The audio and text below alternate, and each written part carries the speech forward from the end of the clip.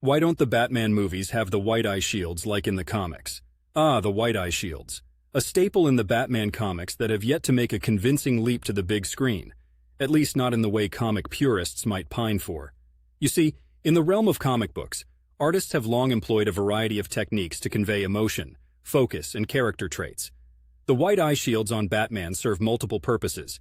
They add a layer of mystique to our caped crusader. They're a canvas for expression in a mask that covers 3/4 of his face, and frankly, they look plain cool. But when you transition from page to film, the dynamics of storytelling change, and drastically so. One significant factor is the actors' performances. Filmmakers and audiences alike yearn for lifelike portrayals, for facial expressions that convey the nuanced emotions of characters thrust into extraordinary circumstances. And there's where the rub lies. Having white eye shields would rob the actor of one of their most powerful tools, the eyes. Living here in Portland, Oregon, I've seen my fair share of theater performances. There's something about the rawness, the ability to convey thoughts and feelings with just a look, that makes live acting so compelling. Big-budget Batman films strive for the same level of connection between the audience and the character.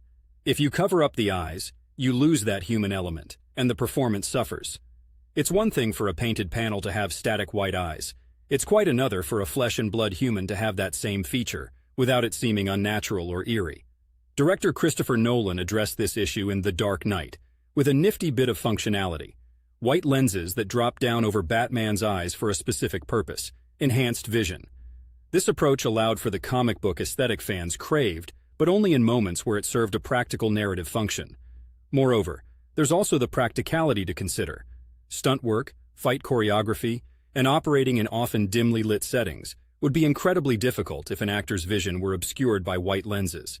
It's fair to note that compromise is the heart of adaptation. The white eye shields, while iconic and beloved, are a casualty of Batman's transition from page to screen.